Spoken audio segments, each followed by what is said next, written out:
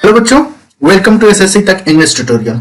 बच्चों, आज हम लोग सॉल्व करेंगे paper number set number 4 of SSC CGL exam 2019। तो आइए बच्चों देखते हैं first question.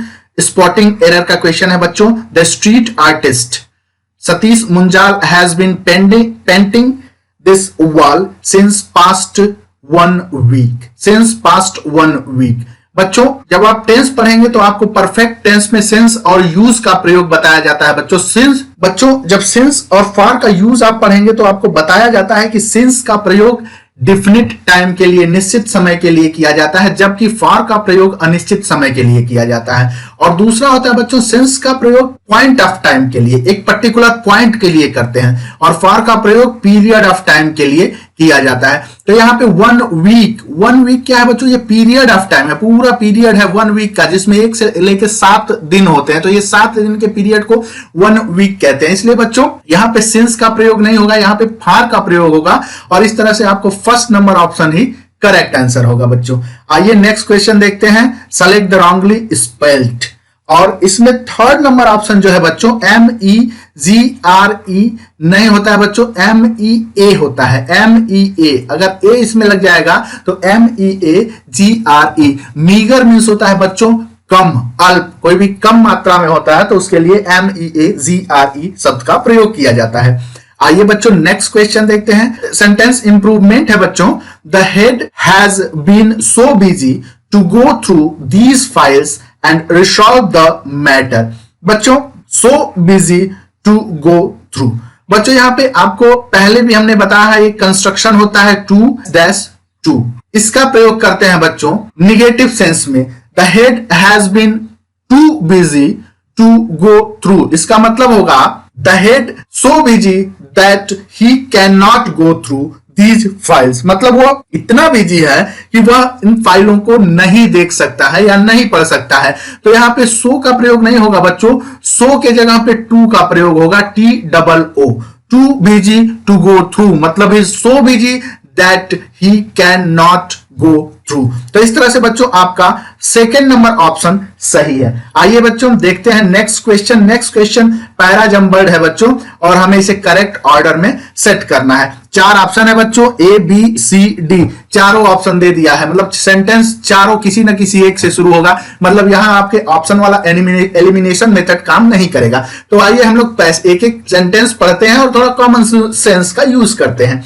Canada accounts for nearly 1/3 of the world's production of print news जो होता है बच्चों पेपर, कह रहे हैं कि 1/3, पूरे विश्व का 1/3 जो है कनाडा प्रिंट करता है। अब आगे देखते हैं क्या कह रहा है बच्चों। Forest products therefore have been important export item of Canada for more than a century.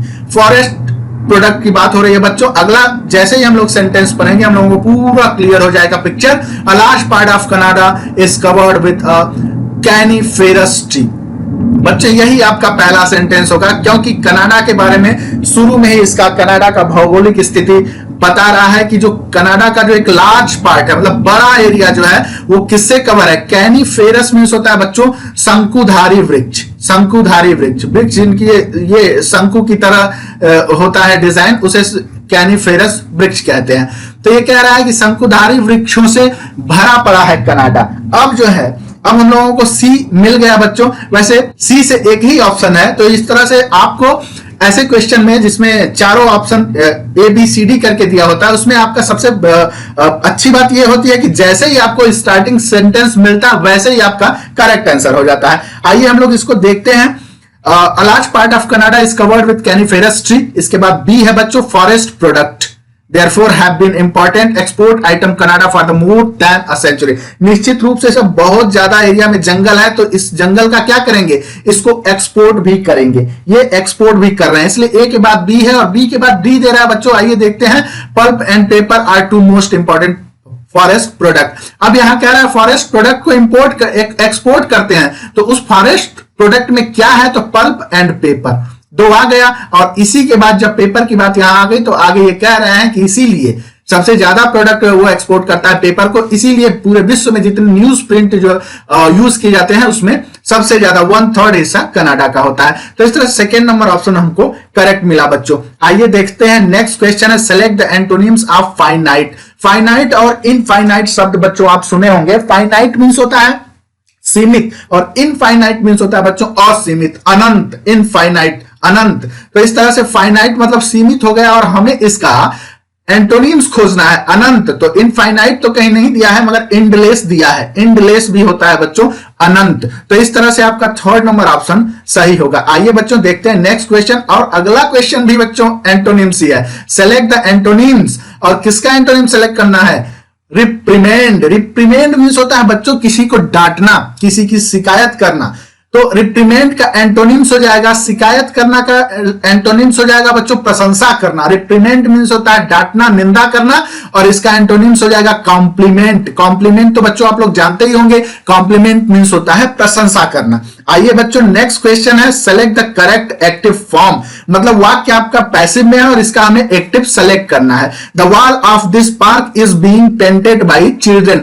ज्यादा दिमाग नहीं लगाना है बच्चों, पूरा सेंटेंस भी पढ़ने की जरूरत नहीं। हमने पहले भी आपको एक्टिव वॉइस का ट्रिक बताया है कि आप 99% क्वेश्चन में अप्लाई होगा। सीधे सीधे आप वर्ब को टारगेट करिए, वर्ब को टारगेट करिए और ऑब्जेक्ट तो ऐसे ही मिल जाएगा। तो चिल्ड्रन आपका सब्जेक्ट हो जाएगा एक्टिव वॉइस का, और वर्ब पैसिव वॉइस में इज बीइंग है। तो जब एक्टिव वॉइस कंटिन्यूअस फॉर्म में होता है बच्चों, इज एम आर का प्रयोग होता है, तो उसका पैसिव बनाते समय इज एम आर के साथ बीइंग का प्रयोग हो जाता है। Is being, am being, are being. तो यहां पे बीइंग हुआ है, इसका मतलब एक्टिव वॉइस में जाते ही बीइंग हट जाएगा। अब चिल्ड्रन चूंकि प्लूरल सब्जेक्ट है बच्चों, तो चिल्ड्रन आर हो जाएगा, और हमें जहां मिलेगा चिल्ड्रन आर वही करेक्ट आंसर होगा, और सेकंड नंबर ऑप्शन में मिल रहा है बच्चों। और एक्टिव वॉइस में इज, एम, आर, वाज, वर के साथ आईएनजी का प्रयोग करते हैं। तो यहां पे हमें वर्ब भी मिल गया, द चिल्ड्रन आर पेंटिंग, और आपके वाक्य का सब्जेक्ट द वॉल है, ये भी मिल गया बच्चों, the wall of this park. ये पूरा सब्जेक्ट था पैसिव वॉइस का,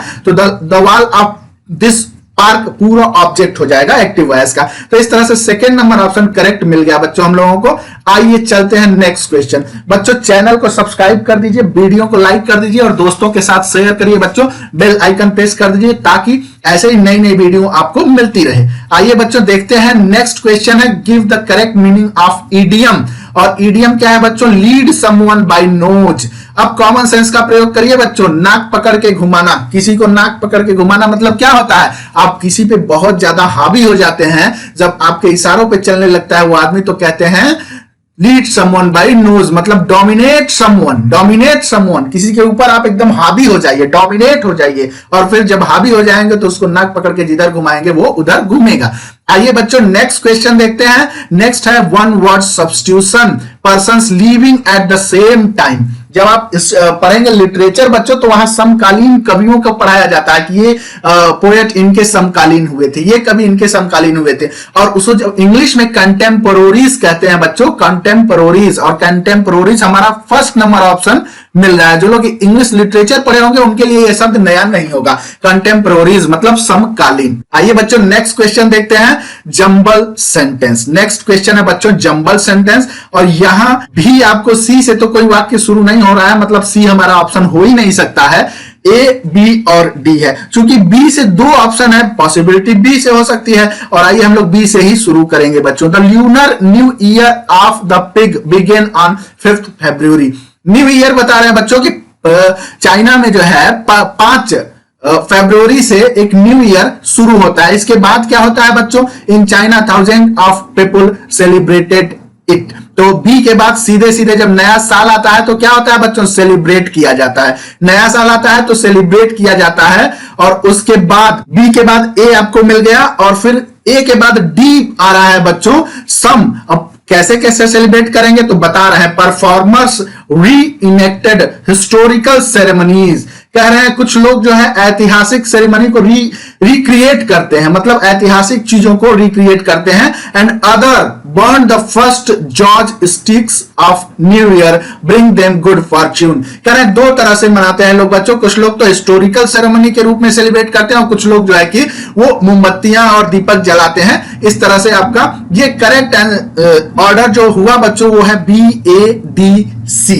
आइए बच्चों नेक्स्ट क्वेश्चन देखते हैं। Select the most appropriate option, fill in the blanks. In many countries the dash in pay for men and women is quite common. For example, in Germany women are paid 21% less as compared to men। यहां पे बच्चों कह रहे हैं सीधे सीधे जो sense है कि मैन और वुमेन की सैलरी में पेमेंट में क्या होता है बच्चों, बराबर नहीं है, कहीं ना कहीं जो है कि उसमें डिस्पैरिटी है। और इसका एग्जांपल क्या मिल रहा है, जर्मनी में औरतों को 21% कम पेमेंट किया जाता है मर्दों की बजाय। तो इस तरह से आपको सीधे सीधे असमानता है पेमेंट में, डिस्पैरिटी आपका फोर्थ नंबर ऑप्शन करेक्ट होगा। In many countries the disparity of पे, इन पे मतलब पेमेंट में असमानता है। आइए बच्चों नेक्स्ट क्वेश्चन है, correct synonyms of dubious. Dubious means होता है बच्चों अस्पष्ट, जो स्पष्ट ना हो, क्लियर ना हो, और इसका करेक्ट सिनोनिम्स होगा बच्चों फिशी, FISHY। आइए बच्चों नेक्स्ट क्वेश्चन देखते हैं, 13 नंबर है सेंटेंस इंप्रूवमेंट। और ये सेंटेंस इंप्रूवमेंट है बच्चों क्वेश्चन टैग। बहुत दिनों बाद हम लोगों को क्वेश्चन टैग मिला है बच्चों। आइए देखते हैं, you will not tell the secret won't you. अब देखिए बच्चों जो बेसिक रूल होता है क्वेश्चन टैग का कि यदि सेंटेंस आपका निगेटिव है, यदि सेंटेंस निगेटिव है तो क्वेश्चन टैग क्या होगा बच्चों, पॉजिटिव होगा। तो यहां पे विल नॉट का प्रयोग यहां हुआ है तो यहां पे विल यू आएगा। वाक्य का सब्जेक्ट यू है इसलिए यू होगा यहां पे। विल नॉट का क्वेश्चन टैग विल यू होगा बच्चों, क्योंकि चूंकि यहां पे निगेटिव सेंटेंस है तो टैग हमेशा पॉजिटिव होता है। और यदि ये सेंटेंस पॉजिटिव होता, यू विल होता, तो ये क्वेश्चन टैग जो लगा हुआ है वॉन्ट यू, ये सही होता। आइए बच्चों देखते हैं next question, select the wrongly spelled. Wrongly spelled है बच्चों, सेलेक्ट करना है आपको। और फोर्थ नंबर क्वेश्चन देखिए बच्चों, रिनेंसा, इसमें डबल एस का प्रयोग नहीं होता है। रिनेंसा मतलब होता है बच्चों पुनर्जागरण। इतिहास या साहित्य के जो स्टूडेंट होंगे, लिटरेचर को, ये इन सबसे परिचित होंगे। रिनेंसा पुनर्जागरण होता है, हिस्ट्री में पढ़ाया जाता है। आइए बच्चों नेक्स्ट क्वेश्चन है, select the synonyms of entice. Entice मतलब होता है बच्चों किसी को आकर्षित करना, अपनी जाल में फंसा लेना, मोहित कर लेना। और इसका करेक्ट सिनोनिम्स होगा बच्चों एंट्रैप, एंट्रैप। आइए बच्चों नेक्स्ट क्वेश्चन है क्लोज टेस्ट का। और क्लोज टेस्ट ऐसा है जो कि हम लोग पहले भी कर चुके हैं। English is not a language that, चार ऑप्शन है, created, developed, originated and derived in India. English कैसा लैंग्वेज है, ऐसा लैंग्वेज है जो कि इंडिया में ओरिजिन नहीं हुआ है, मतलब इसकी उत्पत्ति इंडिया में नहीं हुई है। That is not a language that originated in India, but it is used extensively the country, मतलब द कंट्री। चूंकि यहाँ पे इंडिया पहले आ चुका है और इंडिया के लिए एक कंट्री का प्रयोग हो रहा है, डेफिनेट बना दिया है, इसलिए इसके पहले आर्टिकल द का प्रयोग हो रहा है। कह रहे हैं कि इंडिया में उत्पत्ति तो नहीं हुई मगर फिर भी एक्सटेंसिवली मतलब बहुत ही व्यापक रूप से बोली जाती है भारत में। आइए बच्चों आगे देखते हैं, India comes second on the list of country with most English speaker. With most English speaker मतलब सबसे ज्यादा इंग्लिश स्पीकर इंडिया में पाए जाते हैं और इस लिस्ट में सेकेंड नंबर पे आता है हमारा देश। आइए बच्चों नेक्स्ट है, English is more frequented, extended, comprehensive और prevalent than any single language. चार ऑप्शन है बच्चों और यहां पे होगा बच्चों प्रिवेलेंट मींस होता है फेमस, प्रिवेलेंट मींस होता है फेमस और आपका प्रिवेलेंट ही करेक्ट आंसर होगा। English is more prevalent than any single Indian language, किसी भी एक सिंगल भारतीय लैंग्वेज से ज्यादा फेमस इंडिया में इंग्लिश है। इट हैज मैनेज्ड टू, चार ऑप्शन है बच्चों, सैचुरेट, परवेड, परसुएड और इनवेड। परवेड मीन्स होता है बच्चों व्याप्त हो जाना, चारों तरफ फैल जाना। Manage to pervade the entire world, इसने क्या किया पूरे विश्व में जो है कि अपना विस्तार कर लिया। आइए बच्चों नेक्स्ट क्वेश्चन देखते हैं। 21 नंबर क्वेश्चन है, idioms take this suitcase up stairs. Sorry बच्चों, ये पैसिव वॉइस है, सेलेक्ट करना है पैसिव वॉइस, वाक्य एक्टिव वॉइस का है। Take this suitcase up stairs imperative sentence है बच्चों, सीधे सीधे शुड का प्रयोग करके बना देते हैं। सूटकेस आपका ऑब्जेक्ट है, पैसिव वॉइस का सब्जेक्ट बन जाएगा। This suitcase should be, verb की third form taken, this suitcase should be taken up stairs, up stairs. First number option आपका करेक्ट होगा। आइए बच्चों देखते हैं नेक्स्ट क्वेश्चन है एडियम। यहां पे एडियम आ गया बच्चों, काउच पोटैटो। काउच पोटैटो मतलब होता है बच्चों the person who watch too much television, जो बहुत ज्यादा टीवी देखते हैं बच्चों। जब ये मैंने शुरू में जब पढ़ा था मैं स्टडी के दौरान, तो कंपटीशन जब बात की तरह हम भी तैयारी करते थे, जब ये सेंटेंस हमने पढ़ा था तो हमें लगा ये हमारे पे बहुत फिट बैठता है, क्योंकि उस समय हम बहुत ज्यादा टीवी देखा करते थे। तो काउच पोटैटो मतलब होता है बच्चों a person who watch too much television. आज के दौर में लोग मोबाइल में इतना ज्यादा खो गए हैं कि अब कौन टीवी देखता है। आइए बच्चों देखते हैं, in the sentence identify the segment contains the grammatical error. Spotting error का क्वेश्चन है बच्चों। I know the cobbler which main the shoes. यहां पे विच बच्चों रिलेटिव प्रोनाउन के रूप में प्रयोग हुआ है, और कॉबलर, कॉबलर क्या है बच्चों, चूंकि एक इंसान है, मोची एक आदमी है, और रिलेटिव प्रोनाउन जो है लिविंग थिंग्स के लिए विच का नहीं बल्कि हु का प्रयोग करते हैं बच्चों रिलेटिव प्रोनाउन के रूप में। यहां पे नॉन लिविंग थिंग्स होता तो विच या दैट सही होता, मगर कॉबलर एक लिविंग थिंग्स है, इसलिए यहां पे विच का प्रयोग नहीं होगा बच्चों। याद रखिएगा हमेशा नॉन लिविंग थिंग्स के लिए दैट और विच का प्रयोग होता है, और लिविंग थिंग्स के लिए हु का प्रयोग होता है बच्चों। रिलेटिव प्रोनाउन को अगर आपको और ज्यादा अच्छे से समझना है तो आप English grammar and word power book ले लीजिए, यूनिक पब्लिशर्स की है, जिसको हमने बहुत मेहनत से लिखा है आपके लिए, और उसमें हमने सारा पोर्शन बहुत ही अच्छे तरीके से with latest example asked in SSC examination हमने कवर किया है सारे एग्जांपल के साथ। तो बच्चों आपको अगर बुक लेनी है तो ऑनलाइन आपको परचेस करनी है तो लिंक हमने डिस्क्रिप्शन बॉक्स में दे दिया है। निश्चित रूप से आपको वो बुक फायदा करेगी, एक बार आप लेके उसको पढ़ लीजिए। आइए बच्चों देखते हैं next question, fill in the blanks. तो यहाँ पे हम लोगों को जो इस क्वेश्चन में हमने देखा था 23rd में बच्चों, तो यहाँ पे विच जहां ये करेक्ट आंसर मिलेगा आपको सेकंड नंबर। नेक्स्ट क्वेश्चन है बच्चों, fill in the blanks. Catholics and Protestants have a long history of had long history of conflicts। conflict means होता है बच्चों संघर्ष, टकराना, और कह रहे हैं कैथोलिक्स और ये जो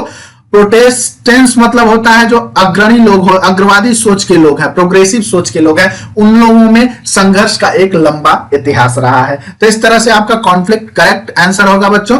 नेक्स्ट क्वेश्चन है, one word substitution. Someone who believes that people can not change way even will happen. कह रहे हैं यही सेम वही कैथोलिक वालों का ही समझ लीजिए। जैसे कैथोलिक क्या है ना, और प्रोग्रेसिव लोगों से हमेशा इनकी लड़ाई है, बस इसी टाइप के लोग ये होते हैं, इनको फेनेटिक कहा जाता है। फेनेटिक जो क्या होता है, समय के साथ बदलना नहीं चाहते हैं, जो चला आ रहा है उसी ट्रैक पे चलते हैं, ये कुछ नया करने की नहीं सोचते हैं, उनको फेनेटिक कहा जाता है। बच्चों इस तरह से एक सेट हम लोगों का और कंप्लीट हुआ। मिलते हैं हम लोग अगले सेट में बच्चों। वीडियो को लाइक कर लीजिए, चैनल को सब्सक्राइब कर लीजिए, और ऐसे ही आप मेहनत करते रहिए। ओके बच्चों, जय